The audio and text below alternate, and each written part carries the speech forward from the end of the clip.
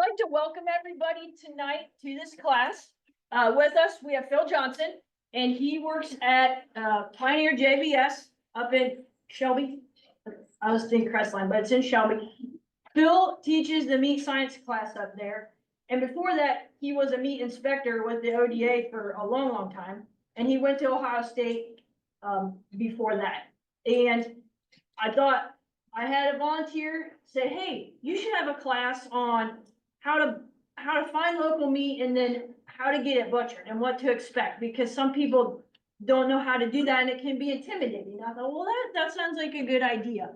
So I got a hold of Phil and he said he would teach it. And I put together on the back table QR codes. If you don't use QR codes, we do have this information on our website, our maro.osu.edu website under local meat or local foods. But the one QR code takes you to our local foods list. And it's not all inclusive, because I know there's a lot of people that they'll come into it and they'll have local foods and then they won't. And then there's people that get out of it. So I try to keep it up to date. I try to update it once a year in the summer, because that's kind of when local foods are hot. Our meats are hot all year round, but the produce is kind of hot in the summer. So the middle one is a map. It's a Google map. It wouldn't work on my phone, but everyone in the office scanned it and it worked on their phone. And it kind of shows you in the county where those local producers are that are on our list. And then the other one is, if you have local foods and you're not on our list, fill out the survey and we'll get you put on the list.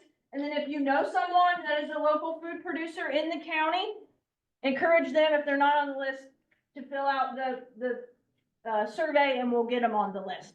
I didn't introduce myself. I'm Carrie Jagger. I work here in the extension office in Morrow County, and I'm the county ag and natural resources educator. With that, I'll turn it over to Phil. Phil, here's the just yep, going back in the green is the one. Okay. All right. Well, thanks for having me here, Carrie, and let me just start by saying I prefer this to be a discussion. If you have questions, ask it. I had to approach this as I don't know what anybody knows. I don't know what you do know, what you don't know. So I just had to approach it as though you don't have any background in it. Okay. As Carrie said, I've been in the meat industry since I was 23 or so, and I'm much older than that now. So it's been a while. So what do you gonna get when you're looking at pigs, lambs, beef? Probably beef is the more entailed one, as if you look at the different species. But this is a question that we get a lot, as far as, people sometimes show up and they get a quarter of beef and you take them out 3 boxes of meat and they say, this is all I got. Well, that's just the way it works, and that's the nature of this beast, and especially with beef prices the way they are, as expensive as things are right now, that can be a shocker. So hopefully we'll get you to a point where you can know what to expect. So if you're knowing what to expect, you gotta figure out where things come from, right? And which part of the cow, which part of the carcass is your high dollar stuff, which is your low dollar stuff, right? And like I said, nothing's low dollar right now, but there's more inexpensive ways. So when we look at cattle, there are 7 primal cuts. There's 9 if you can include organ meat, and ground products, which falls under various type stuff, right? That's actually their primal cuts. So when we look at this, these are the 7 main primal cuts of a beef. You got the chuck, which is the shoulder, the rib, loin, round, flank, short plate, and brisket, okay? And if you look at this, you get to the ends, that's gonna be your lower quality stuff, okay? It's not gonna be as tender, because these are all, if you look at it from a physiological point of view, these are muscles of locomotion. They need these to move, right? So they're getting used more and more. So the round is not gonna be as tender as a ribeye, right? Where the ribeye is sitting in it. So they call this middle meat and they call that end meat, okay? But we're gonna get into, these are your primal cuts. You get down to the flank and the short plate, that's obviously low quality stuff that you're gonna probably, brisket, you're gonna smoke it, right? You gotta cook it for 12 hours to get it tender enough to eat, right? So knowing that kind of leads you into what cuts you get from those primal cuts, okay? And, some of these cuts everybody's familiar with, right? A T-bone steak, a porterhouse steak, a ribeye, a filet, all those things are, everybody's familiar with, but if you look at the percentages, it makes up a very small percent, right? You oftentimes you get people to call in and say, I want as many steaks as I can get. Okay, we can do that, and that's not a problem, but some are gonna pale in comparison to others, right? That's just the way it is. All right, so you guys have this. I'm not gonna go through all of them. If you have questions on them, ask me, whatever you'd like to do. One thing to think about is the season does affect what's sold, especially in cattle, right?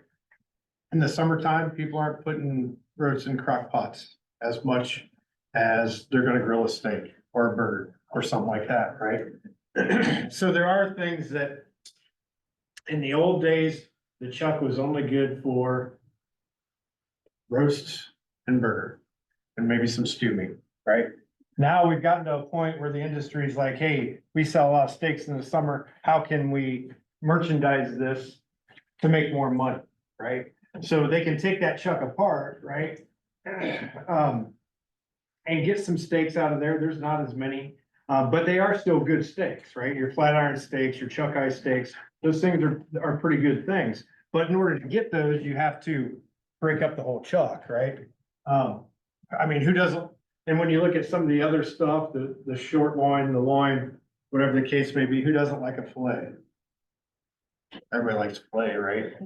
Who doesn't like a T-bone or a porterhouse, right? Everybody likes those. Well, can I get all three? No, you can't. Right? It's some of this stuff is you're robbing from Peter to pay Paul type scenario, right? Yeah, if you don't mind. Your porterhouse and your T-bone are made up of your top loin and the tenderloin, right?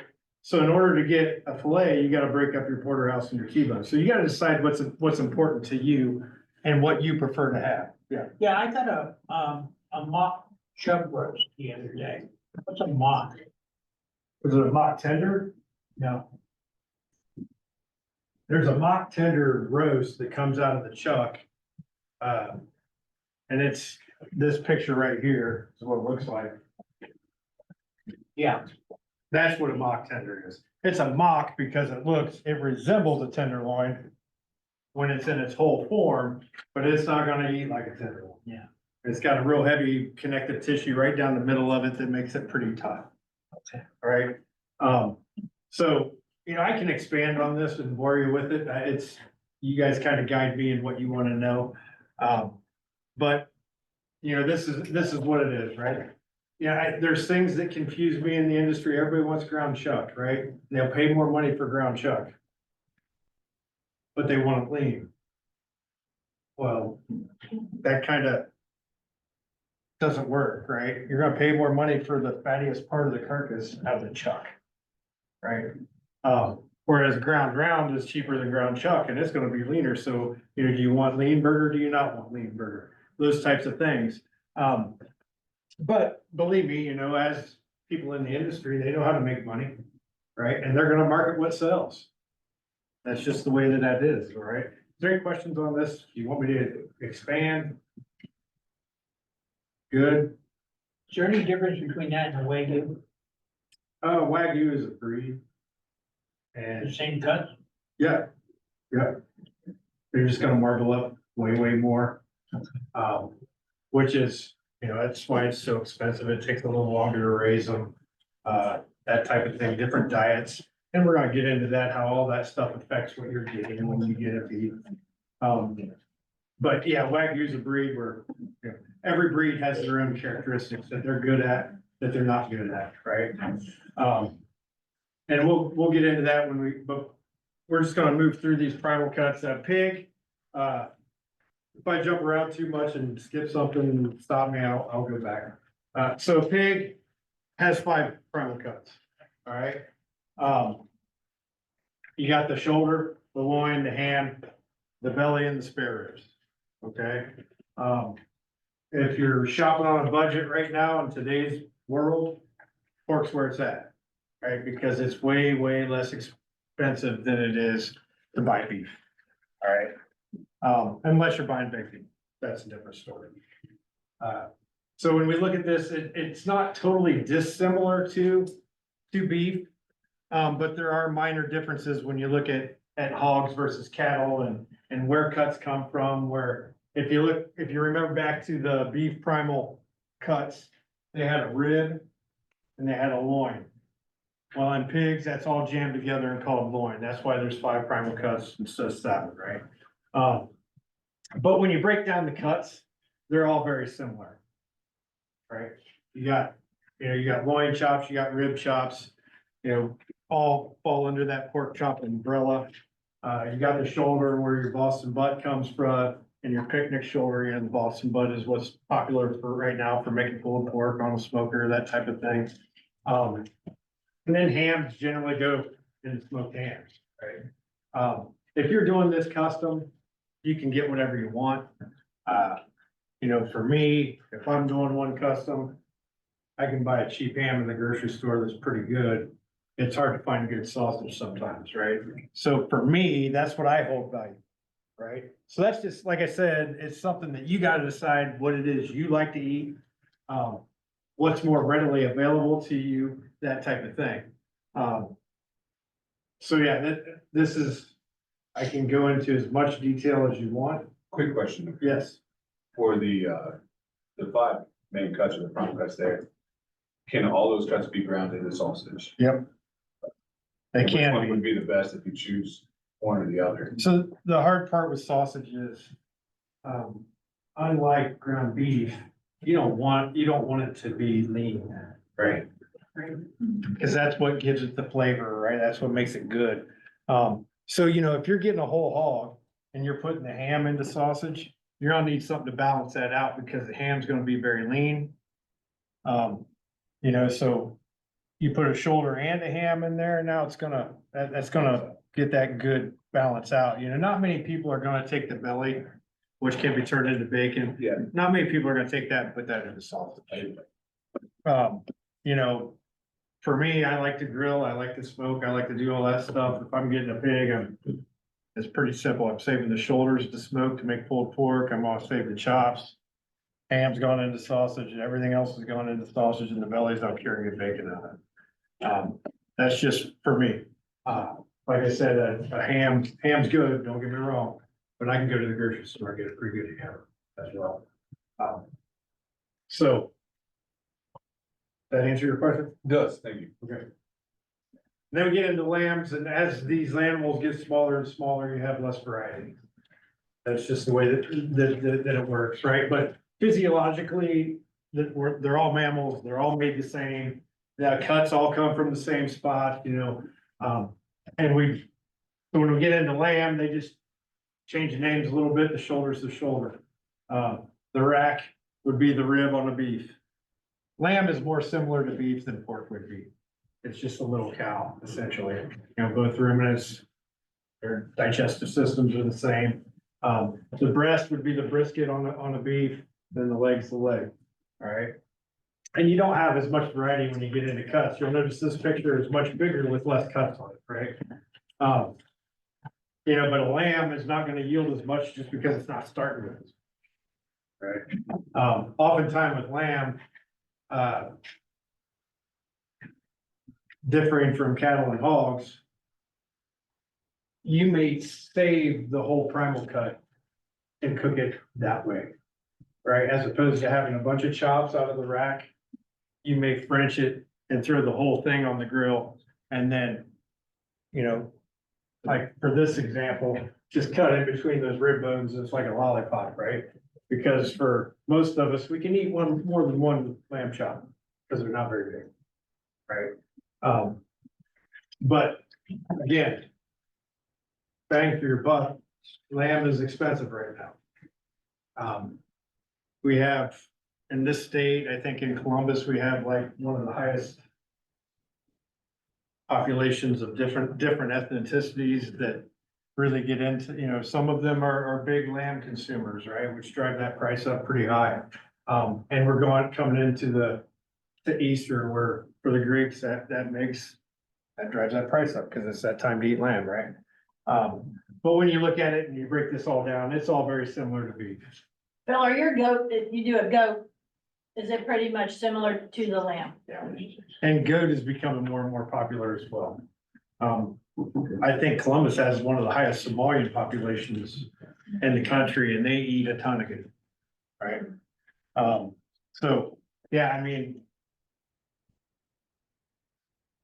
The demand is there for all of this stuff, yeah. Would you get a pack? If you get a quarter, would you get? all of it? So when you look at lambs, I mean, they'll do whatever you want, but a quarter of a lamb is not, you're saying like a quarter of the carcass? It's not gonna add up to much. Okay, I mean, generally speaking, if you got a mature lamb, it may weigh 130 pounds, that carcass is gonna dress 80-ish, right? And then you cut that up and if you make it boneless, and you're gonna end up with 70% of that. okay. Right, so that's gonna get much smaller and smaller. Generally speaking, if you're looking at breaking up a carcass, a beef, you might get a quarter or a half or a whole. I mean, there's not a lot of people that can afford a whole beef right now because you're looking at upwards of $3,000 or higher, right, depending on where you're getting it and that type of thing. Hogs, you might get a half. If you get a lamb, you're probably getting the whole thing, or goat, same way. So. All right, so what effect, here's where this kind of gets interesting. I don't know if you find it interesting. It may be, but this is where you're gonna learn some stuff, all right? So you can't just take a beef, a pig, a lamb, a goat into the butcher shop and say, hey, my friend got 600 pounds of meat back from his beef. I only got 4. That doesn't seem right, right? There's a lot of factors that go into this as far as how much you're gonna get back, okay? And these are some of them, and these are some of them, but these are the important ones that everybody needs to know, right? What's the breed of the animal? That's dramatic, okay? And there's, if we look at beef specifically, all these breeds have things that, breed characteristics that they're good at, that they're not good at. You get into dairy versus beef breeds. Is there anything wrong with eating dairy breeds? Absolutely not. They eat pretty well, right? But they're not gonna put on the muscle that a beef breed is gonna put on. That's just the nature of, that's facts, okay? Yeah, Does gender affect it or doesn't matter? gender does affect it. Females tend to put on fat faster than males do. And that's all species wide. I raise sheep at home, right? My ewe lambs are much fatter than my buck lambs are right now. And they're on the same diet. In fact, I gotta drop their diet a little bit so that they don't get too fat, right? So that matters. Breed is a big deal. There's different breeds, when we look at this country, and I'm going too into detail, just You're Stop. fine though. right? So this country, we had 3 original breeds in this country that were known as quality breeds, right? You had Angus, you had Shorthorn, you had Herefords. Okay, and those were known as the quality breed. Well, like in the 70s, these farmers figured out they're getting paid by the pound live weight. Okay, Angus, Hereford, and Shorthorns were not big cattle then. Okay, they were small, they were about this tall, right? And so they figured out, I'm getting paid by the pound. If I bring in some of these European breeds and start crossing them up, I can get bigger frame size on my cattle. And I can get more money when I take them in on the same diet, right? And they weren't wrong, that happened and they were successful in that. But what happened in turn is we lost some of our quality, right? Because, yeah, those limousines and, cattle, different breeds that came from overseas in here, yeah, they grew big carcasses, but they did not marble out like the ones that we're used to, right? So does that mean that we can't do it? No, that doesn't mean that. That just means that we gotta be cognizant of how we are breeding these cattle in order to get the results that we want. All right, so the breed of animal, like right now, in this country, most of our cattle is raised out west. The stuff that we get in the grocery store, when you get into the local markets, we've got, the Logan's back there raised and sell cattle. We've got lots of people around here that do that. But when you're looking in the grocery store, most of our cattle is raised out west where it's hot. Right? And those breeds that I'm talking about weren't very good in withstanding high temperatures. But Brahmas are. Right? So they cross the Brahmas with all these other breeds of cattle, Angus especially, because everybody's heard of Angus beef, right? Everyone, that's what they advertise the most in the grocery stores, Angus stuff. So now we got Brangus cattle, which is Brahma Angus cross, so we can get the quality benefits of Angus with the heat resistance of Brahma. Right? So that makes, that's it. We've been doing this for hundreds of years. Yeah, raising cattle. Since we're on the breed, just kind of be a subject matter expert here. I won't go that far, but whatever. What's your opinion on the Dexter? I've tasted Dexter and raised, not really raised, but worked with them versus just having an Angus or a cross Angus Hereford. I didn't really see a huge difference. So here's what I'll say. As far as eating experience, is that what we're talking about? So as far as an eating experience goes, number two is, I mean, that's where it's at, right? If you know how to feed cattle, you can make most cattle taste pretty good, right? And I'm not, I understand I came from a background where I'm not opposed to grass-fed stuff, but I came from a background where we fed stuff corn, right? And you can do the same thing by being grass-fed, but boy, it's you really gotta plan it out, right? You can't just go throw them out to pasture and get the same result, because that's not gonna happen, right? You're gonna have to feed some hay and high-quality hay to get, protein levels and all that stuff. I mean, we have people whose jobs are figuring rations to make what we want to happen to these cattle, hogs, whatever the case may be, happen, right? And, just like us eating a balanced diet, if that animal's not, it's gonna turn out poorly. Right? Those cows that you throw out in the pasture and that's all they get, they're probably not gonna be very good, right? So diet matters, breed, diet, and sometimes you just can't cut corners on these things. All right, if you want the end result. The environment where they're raised, that's a big deal, right? If they are stressed out. And that's the next two, right? If, environment has a lot to do with diet and it also contributes to stress of the animal, right? And from a meat side of view, stress on an animal is bad. It has a negative effect on the meat end of stuff, right? So, these things matter. When you're talking about stress, are you talking about like weather conditions and Weather conditions, where they're kept and all of that? all that stuff, environment, yep.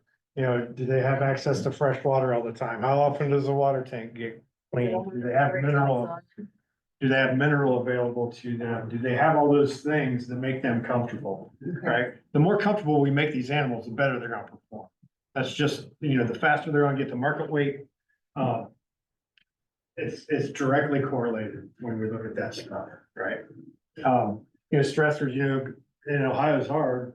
It's 31 day and it's 70 the next, and it's back to 30 the next day. So those are all stressors that, they can, is it gonna affect them as far as production?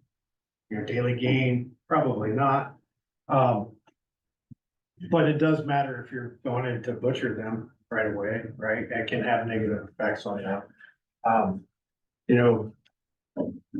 There's been tons and tons of research done on humane handling. Because if they get stressed out, whether it's a semi ride from Iowa to Texas to get slaughtered, that's stressful on an animal, right? If they get all wound up in the holding pens and, get all flighty, that can cause blood splashing within the muscle, that can cause dark cutters. And all of those are not marketable because the customer doesn't want that. They don't expect that, right? So those things matter. And then almost as important as anything else is what you're getting cut out of this stuff, right? You have to understand the process of the place that you're taking it, right? And most of the places around here, these independent slaughter facilities, they all do it the same as far as the kill floor process.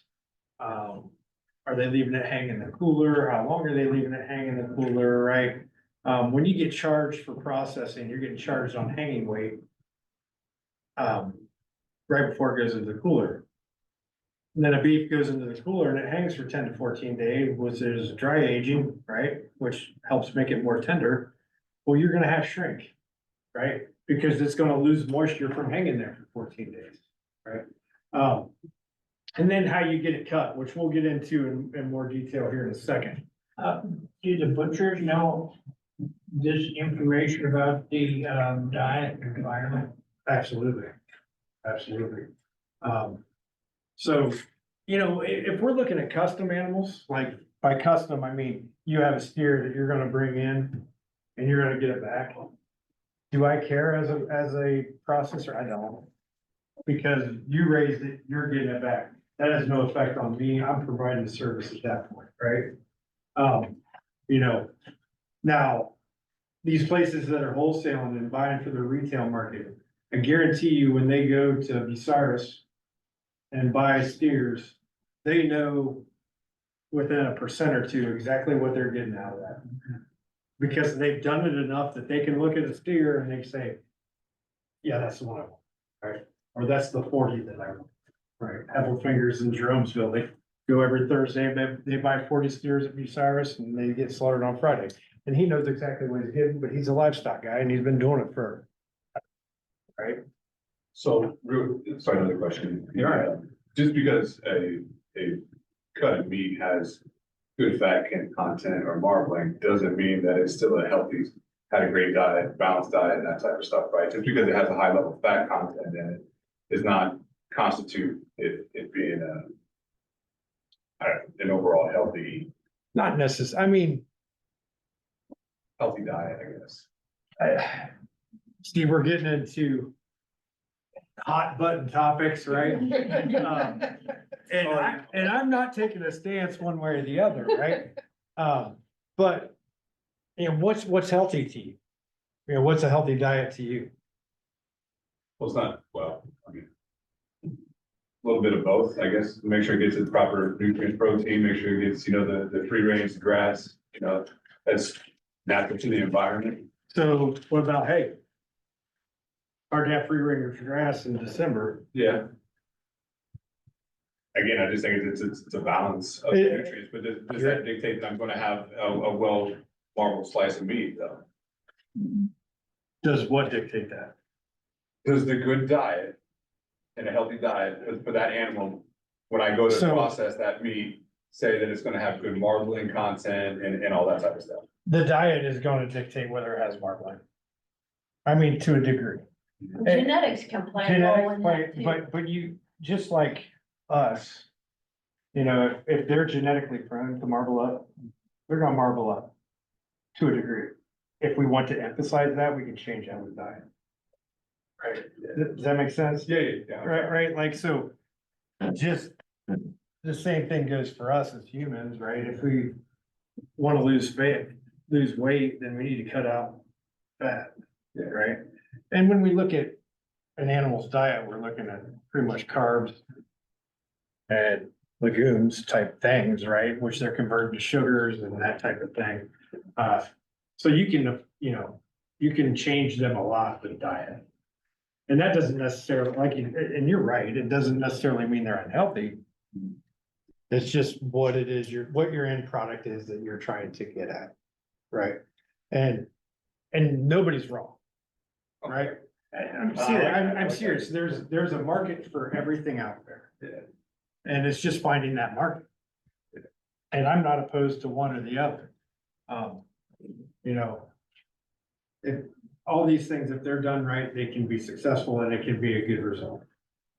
So if you were the average bear, like me, that knows absolutely nothing, and I was gonna go across the road to my farmer friend that raises cattle and say that I wanted to buy half a beef or whatever, what are the questions that I should ask? Cause like I said, I'm the ignorant one that doesn't know anything, and Well, that's a you lot know of something. money, so what, You what know am I stuff. looking for? You know more than you think you know. You know what you wanna eat, Yeah, right? You know what product look, if I'm gonna go to the grocery store, I wanna buy this. Right? So maybe you go to that farmer and say, you know, is this similar to what I'm gonna get? And they're probably gonna say, yeah, I mean, you know, most of the farmers around here, most of these producers are raising them very similarly. The only thing that varies is gonna be breed. You know, most of them are gonna feed some sort of, you know, they gotta have energy, right, which is feed to a certain degree. But you know, you can take a Holstein, which we all know what Holsteins are. They're, you know, they're to make milk, right? But they raise steers too, and you can feed a Holstein in a way that it's gonna look a lot like a beef steer if you feed it the right way, right? So, does that answer your question? I don't know. maybe. Maybe. He may answer more of those Sherry as he goes on. That's If what he I'm does- If he thinking, doesn't, yeah, we that's can, what I'm we can thinking. get it cleared up. All right. So what about the dairy on beef? What's impact is that having on the quality and the, It's not gonna have a huge impact on quality. It's gonna have more of an impact on carcass conformation, right? Does it, now will those steers fetch as much money at a sale barn as a full beef breed? No, it's probably not going to. Is it gonna eat less? Are they fetching more now? Yeah, they are, right? Because we don't have as many beef in this country as we used to, maybe pre-COVID. So, you know, the effect is, it's not gonna, it gives you something kind of in between, if you will. You know, it's not the top end, but it's not the bottom end either. You know, is it gonna, you know, do I look exactly like my dad? No, I'm a little bit of a mix of my mom and my dad, right? It's gonna be that same way. You know, it's just the same way that we've crossbred animals for 100 years. You're gonna get some of the qualities of both and some of the negatives of both. I think something else that I've noticed is between dairy and beef, dairy's bonier. And so when I'm gonna get into this as far as breeds, right? You know, a Holstein's gonna be taller. Right? And it's not gonna the dressing percentage is not gonna be the same as a beef breed. Right? Because especially the cutting percentage, because you're gonna cut most of that bone out. Right? Again, there's no, I mean, it eats just as good. It's probably not gonna yield the amount of pounds, and depending on how you get that cut. And that's what we're kind of getting into, but, so if you look at this is just and understand that all of this is estimations, right? Averages is what we're looking at. Are they all gonna be exactly the same? No, they're not, but they're gonna be in that ballpark, right? So when we look at a beef that weighs 1,100 pounds alive, it's gonna dress about 59%, right? So 1,100-pound beef is gonna be a 650-pound hanging carcass. Okay, What do they do with the 400 some pounds of? so that's a good question. So the head weighs something, quite a bit, especially with cattle. Their digestive tract weighs a lot, Oh, yeah. right? And, you know, with 4 stomachs in there and, probably a pretty heavy hay forage diet, you know, that's why they chew their cuds, they eat it and they regurgitate it to break that down so that they can digest and get the nutrients out of it that they want. That's a big part of it. And then, you know, you're cutting the legs off, you're taking the hide off, and the hide probably weighs 100 pounds itself. So it adds up pretty quick. Are they using it somewhere else? Or like they're sending it to soup or cans or are they just, it's not just getting run away, is it? No, but it's changed a lot. You know, most of these places anymore are charging $125 just for a kill fee. Okay, and that ticks people off, but it's justified. Believe me, it's justified. Okay, we gotta pay people to come get that stuff. In the nineties, there's many facilities that covered their whole payroll from the check they got from inedible companies. Right? So they would buy that fat, they would buy all that bone, and they would render it and make soaps and dog foods and things like that. They still do that, but now we gotta pay them to do it. Right? So that check that they used to get, now we're writing them a check. And that just goes up every year. Did In you fact, what's that? Could you ask for the scraps, I guess, instead of, So they pay for it. you have to pay for the, like, could you ask for like the legs and the bones and the, I mean, you Okay. could ask. oh, okay. Some of them, we get all of our phones, Oh, okay. and it does, you don't have to pay to get them back, Oh, at okay. least where we go. And we use the phones to make these stuff. You're probably not getting all the bones. Probably. Probably the bones contained within that carcass. Yeah, we've gotten, and I mean, we've gotten like various amounts where, we've gotten 5, 6, 7 cases of bones, and sometimes we've only gotten like 1 or 2. Well, like, I guess what I'm getting at is from about here down. You're not getting that bone. Okay. That's going in a barrel, cause that's coming off on the kill floor. That's what's covered in manure and dirt Oh, yeah. and all that stuff that we don't wanna contaminate carcasses with because you want a clean product, right? So all that stuff's going into the bone barrel. Now, the bones contained within that, yeah, you can get that back. Oh. There's certain things like the guts, no, you gotta have an inedible license to get that back because there's stuff in that stomach that contains specific risk materials for mad cow disease that you're not allowed to sell. That's what I had to pay to get rid of it. Oh. Yeah. Okay. What about organ meat? You get that back if you want that back. You don't. You do, You do. like the heart, liver, tongue, you Okay. get that, as long as it's good and not abscessed or parasitic scars or anything like that, you get that back. So is it normal, because I know I've been trying to find someone that would be willing to give me their pig fat. And if I go to like a local, place that sells, pig or has sausage and all kinds of different stuff, they get rid of it. But if I ask for it, they'll say, yeah, but they'll sell it to me, but they're getting rid of it and they're just gonna throw it away. I understand about making money off of it, but it's just, why? You're throwing it away anyways. Well, you gotta pay somebody to do that. Gotta package it.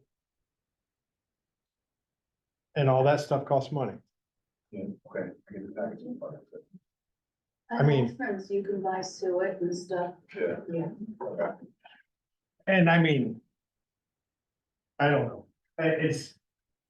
All about business, I guess, Yeah. and certain places are gonna do it and certain places aren't. You know, certain places, if they're killing 150 hogs today, they gotta cut 150 hogs tomorrow. Do they have time? Right? And if they're gonna set aside that time, well, then they need to be making money on that time. And do they have space? Right. Right, so, you know, those are all things to think about when you know. It's easy to sit back and kind of say, these guys are taking me for something, or they're trying to get over, but it's not that easy, right? So, anyway, back to this, we look at this, and so 1,100 pound beef is gonna dress about 650, which if you get standard cut is gonna result in about 400 pounds of product. All right, now that will vary too, you know, based on how you want it cut. And we'll get into that, right? So a pig that is 275, they're gonna dress a little higher percentage because, and this number is very different from here, right? But these two are very similar. Okay, and that's because of their digestive system. Okay, a pig is a monogastric, which means it has one stomach, just like we are. Right? It doesn't weigh near what a ruminant has, which has 4 stomachs. Okay? And pigs, there's things that is easier for them to digest, where versus cattle, cattle are more set up to eat grasses and forages and hogs are not, right? We are really not. I mean, when it comes right down to it, and we can eat a salad, but we struggle to digest that. Same goes for pigs. That's why that dressing percentage is so large. There's the difference between cattle and hogs. Okay. All right, so here's answering some more of those questions. When we look at cattle, live weight, average carcass weight, heifer, dairy breeds, excessively fat.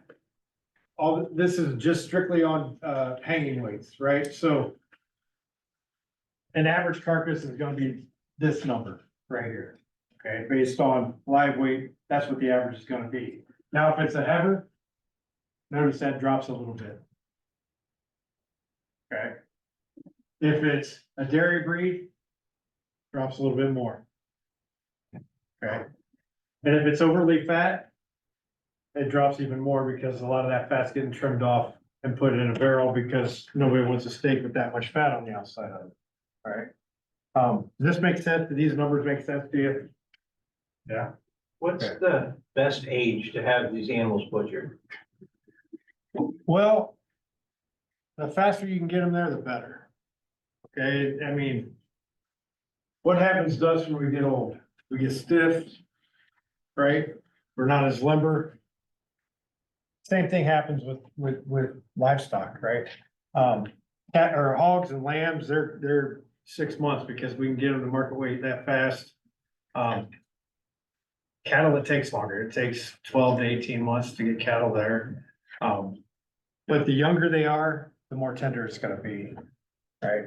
I don't know how many hunters we have in here, but these guys that go out and wanna shoot a giant buck, it's strictly because of the horns, right?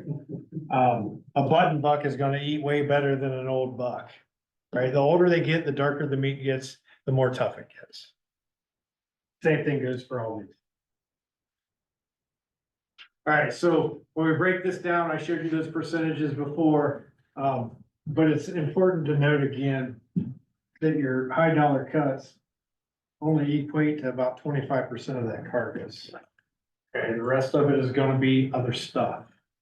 That is very usable. It's just you gotta determine how you wanna use it. So this is another factor that comes into it. When we look at yield grades, yield grade 1 through 5, okay? Yield grade 5 is the fattest. Yield grade 1 is the leanest. Ultimately, if we were in a perfect world trying to raise cattle, we would want a yield grade 1 prime.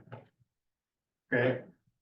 Prime yield grade 1 is gonna fetch the highest amount of money when it's all said and done, but that's not easy to do. Okay, oftentimes, if you're gonna feed them prime, like this gentleman was saying, that sometimes a high fat diet is gonna lead to marbling, but it's also maybe not, it's probably excessive, right? So oftentimes, if you get them real marbled up, they're gonna be up here in the 3 and 4 range as far as the yield grade goes. And if they're in this range, you're looking at from a yield grade 1 to yield grade 4, you're looking at a 55-pound difference in the end product. You mean, the lower the number, the less fat? Yep, just like golf, we want low numbers. We don't always get them. But we want that, right? So yeah, that's the way that works. Yield grade 1 is better than 5. But you can see here that, these are big differences when it gets right down to it. From yield grade 1 to yield grade 5 and what that's gonna mean for you in your freezer space. If I'm going too fast, you wanna keep reading, just let me know. Pork carcasses, like I said, it's going to yield a higher dressing percentage, but a lot of the same factors come in on pork as it does on cattle. There's actually probably more factors that come into it. All right, are they conventional fed? Are they barrow? Are they gilt?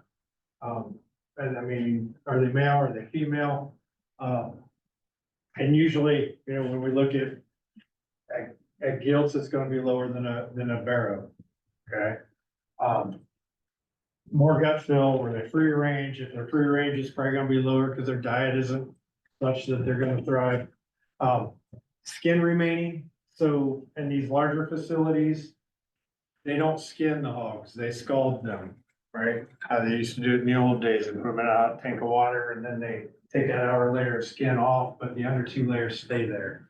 But that adds weight, right? So that's gonna raise that up a little bit, is the head on when they weigh it. You know, little things like that. Obviously, heavier muscle is gonna have a higher dressing percentage. So that head remaining, when you're calling up, you know, and get your cuts, is that a normal question to go? Are you weighing it with the head on or off? Or does it vary for processor to processor? I've never known to ask that. Well, I mean. Yeah, I don't know, you can ask it, you're probably gonna get a funny look, but But I mean, if it's means I'm paying more because they're weighing it with the head on. if I'm the businessman, I'm gonna charge you for the most weight I can. Right, that's why I'm thinking I need to start asking I that mean- question. It's gonna be, you know, it's gonna change your price by what, $1.20, Oh, gotcha, okay. right? Cause most of these places are charging 70 to 80 cents a pound hanging weight to Yeah. process to cut, wrap and freeze that. Mhm. You know, that head weighs 2 pounds, Gotcha, okay, I'm not gonna worry about it then. right? But yeah, that's valid. Yeah, But just like, you know, any other business, that if there's a way to make more money, they're gonna try to find it. right, yeah, it'll add up to them, definitely. Yeah, you know.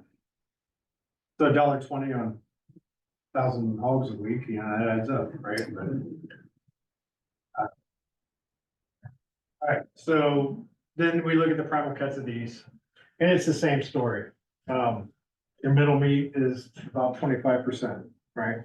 When we look at physiological commonalities, they're gonna be the same.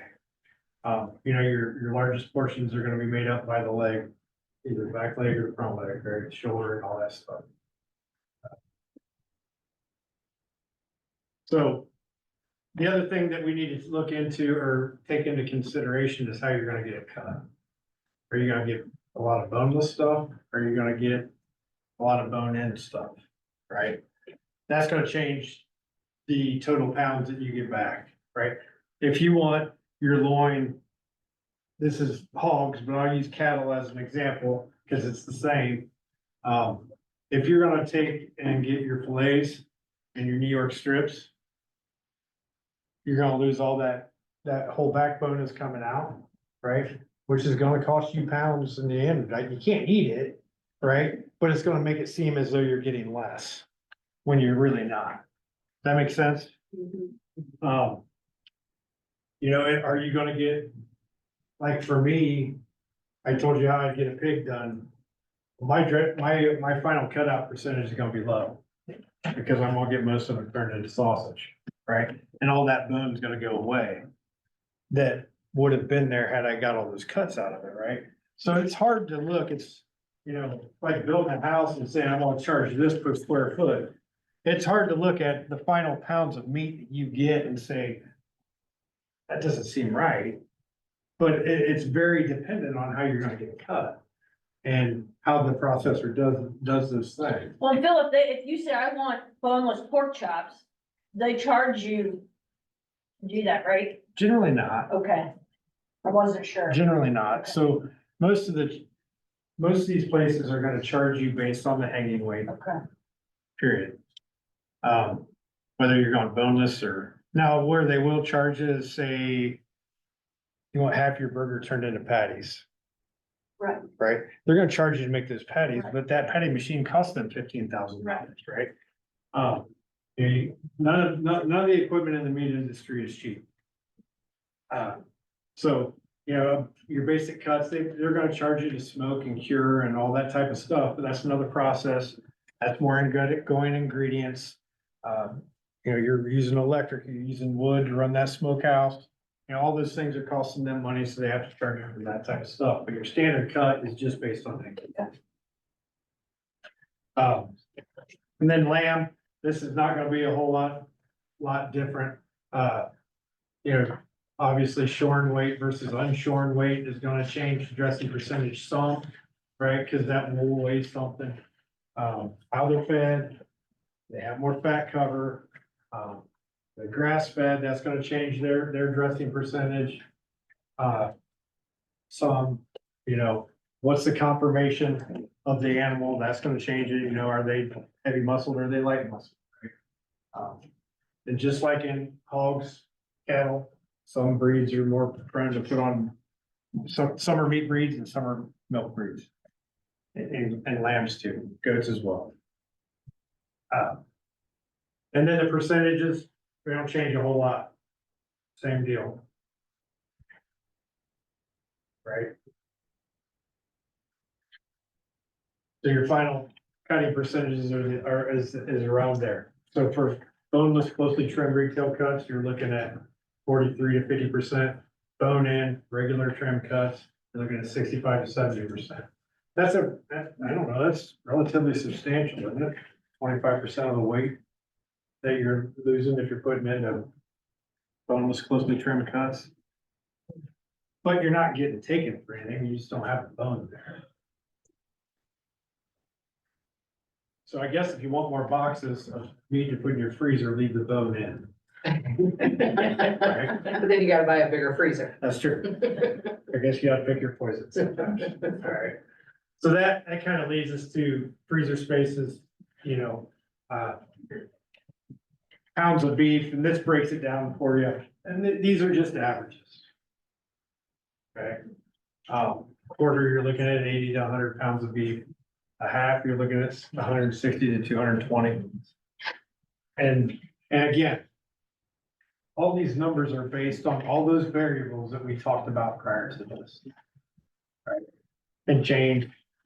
But this is just an estimation on average count. Okay. Makes sense? Confusing? No? And then, I mean, down here, it's getting into how many meals you can get out of it. Right. And some of that is how good a cook you are, I suppose. And how creative you are with your meals.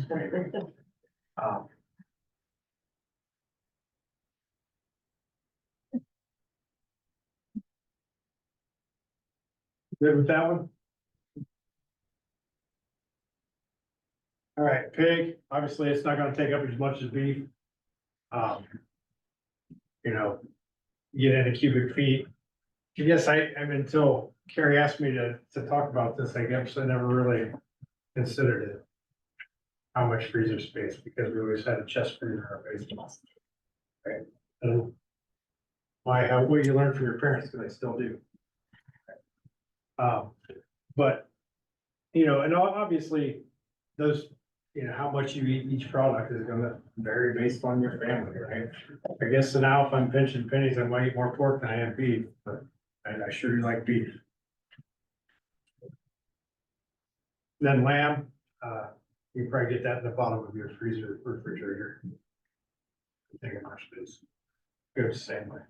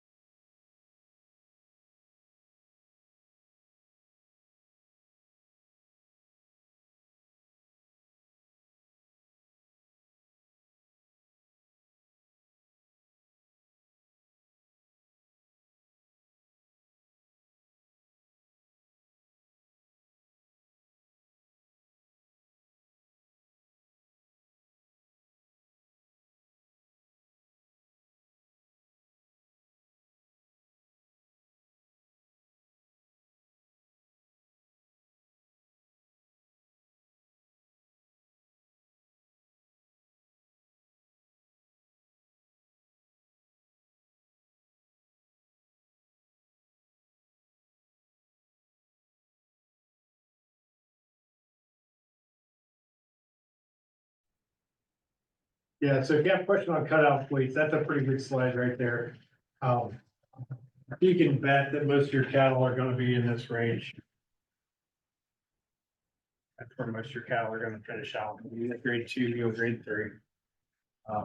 That's a pretty good indicator of what you're gonna get. Questions?